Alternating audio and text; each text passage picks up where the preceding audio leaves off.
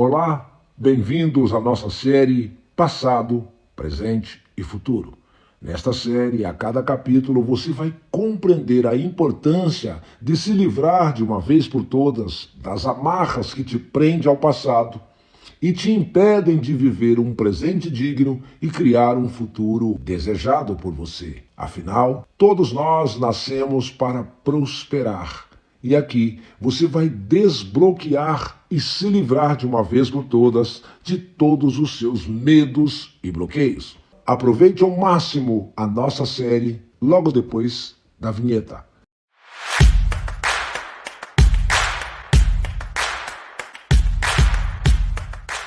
Bem-vindos! Vamos lá então?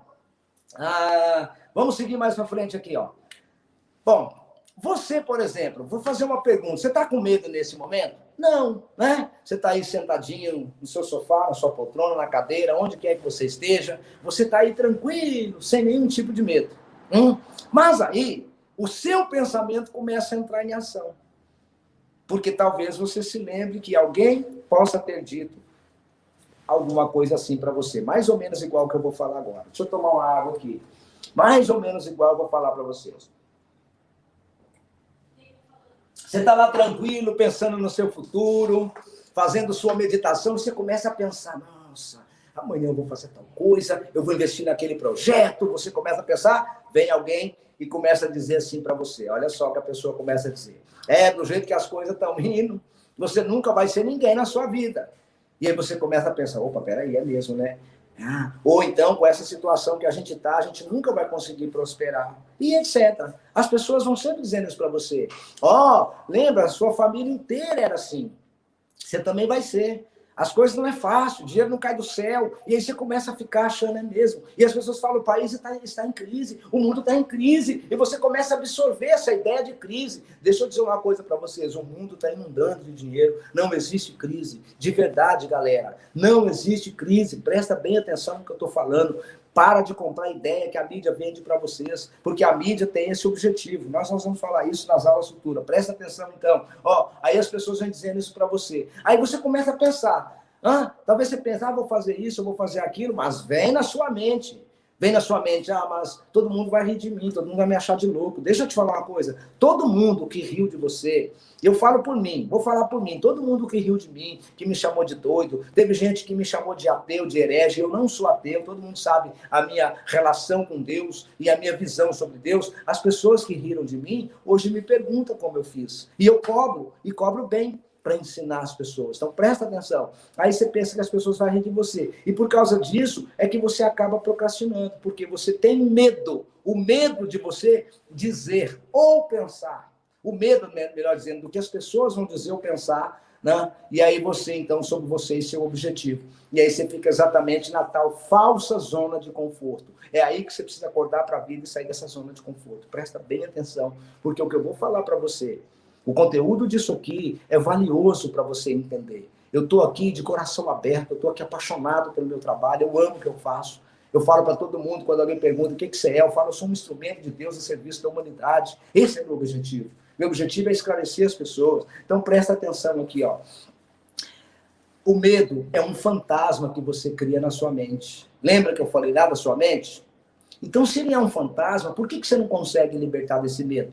Por que as pessoas não conseguem se libertar do medo? Por que vocês acham? Porque você acaba tornando um com a sua mente. Você se une com esse medo. Você acaba sendo o medo. Você acaba se tornando um com a sua mente. Então, em vez de você falar, eu sou corajoso, fala, eu sou medroso. Porque lá dentro de você tem essa voz dizendo. E aí você cria um falso eu. Quando você cria esse falso eu dentro de você, presta atenção, você acaba se tornando, esse falso eu é a sua identidade. Então essa é a falsidade que você está mostrando para as pessoas, um falso eu criado por dentro da sua mente. Você é o medo. Você passa a ser esse medo, você cria uma conexão tão forte. Então, se você tivesse nesse momento, com todos os seus sonhos e desejos realizados, fala para mim, se nesse momento todo mundo escrevesse, uhul, eu tô rico, uhul, eu tô curado, ou curada, eu tô feliz, como seria para você? Você teria medo? Eu acho que não, eu tenho quase certeza que eu acho que você não teria medo se você tivesse nesse momento com todos os seus desejos, todos os seus sonhos realizados. Você teria medo? Você teria medo, olha a pergunta, se você, nesse momento, tivesse com todos os seus desejos e sonhos realizados, você teria medo? Eu acho que não, mas quero ouvir de vocês. Você teria medo? E se você teria, do que você teria medo? Se todos os seus sonhos são realizados. Hã? Então, galera, presta atenção. O sentimento é o segredo. E eu quero falar uma coisa importante agora. Agora nós chegamos na parte importante. Mas por que você ainda não está na condição que você deseja? Exatamente porque você tem medo de, ai, e se? E se? Cara, troca esse se. E se não der certo? Que a maioria das pessoas fica, e se não der certo? Ai, e se fulano rir de mim? Cara, troca. Fala, e se der certo? E se der certo? Fala isso. E se der certo? E se fulano, ao invés de rir de mim, chegar para mim e me dar parabéns? Então, galera, eu quero que vocês prestem atenção. O que diz a Bíblia, nós vamos descobrir agora o que diz a Bíblia sobre o passado, mas eu quero que você, nesse momento, baixe o seu senso crítico, mais uma vez, baixe o julgamento, porque nós vamos explicar dentro da visão de um mestre que eu amo, sou apaixonado por esse cara chamado Neville Goddard. É o cara que me fez entender, primeiro enxergar, entender, compreender e me livrar do medo, graças a esse cara, Neville Goddard. E a história desse cara é interessante. Então, presta atenção. O que diz a Bíblia. Então, baixa seu senso crítico, porque a interpretação que a gente vai dar, e é o que eu ensino para vocês no final, é que vocês passem a ter uma visão da Bíblia independente da religião, ok? Independente, fora de religião, fora desse contexto. Olha a Bíblia, e antes, olha para dentro de você e pede interpretação para isso. O que diz a Bíblia, vamos descobrir sobre o passado. A Bíblia fala de passado, presente e futuro. Nós vamos separar o passado dentro da visão de Neville Goddard. Vamos lá. Olha só. A primeira coisa, está lá em Gênesis 19, fala para você não ser como a mulher de Ló, certo? Que ao olhar para trás, ela tornou-se uma pilha de sal, uma estátua de sal, preservada, presta atenção no que diz ali, em um passado morto. Morto, a Bíblia já falava isso, mas tem muito mais passagens para você entender. O passado é morto, acabou, já passou. Você tem que viver hoje como se fosse o último dia da sua vida. E assim, vivendo hoje como se fosse o último dia da sua vida, você automaticamente estará criando um futuro melhor. Com toda certeza. Então, presta atenção. Passado, morto. Outras passagens que diz aqui na Bíblia. Essa passagem é tão interessante que ela diz o seguinte: esquecendo-me do que fica para trás e avançando para o que está adiante, prossigo para o alvo, para o prêmio da vocação do alto, que vem de Deus em Cristo Jesus. Qualquer que seja o ponto a que chegamos, conservemos o rumo. Filipenses, capítulo 3, versículos 13 e 16. Bom, Ada, me explica aí que talvez eu não compreendi isso, então presta atenção.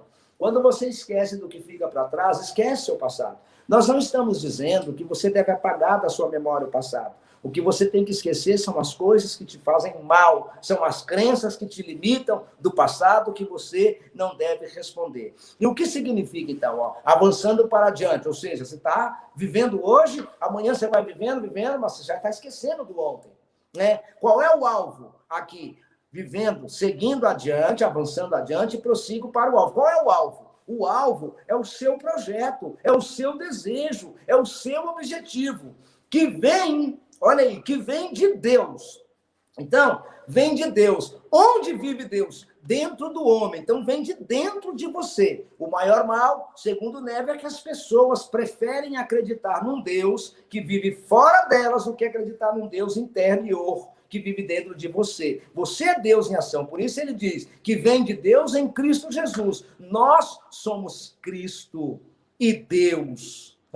Eu sou uno com Deus. Eu repito, se filho de peixe é peixe, filho de Deus é Deus. Então, qualquer que seja o ponto, aí veja bem agora uma fase interessante. Então, vocês já entenderam que fica para trás, o alvo é o seu objetivo, o seu desejo, o prêmio da vocação do alto, que vem do alto, da sua mente, é Deus, que vem de Deus em Cristo Jesus, que é você.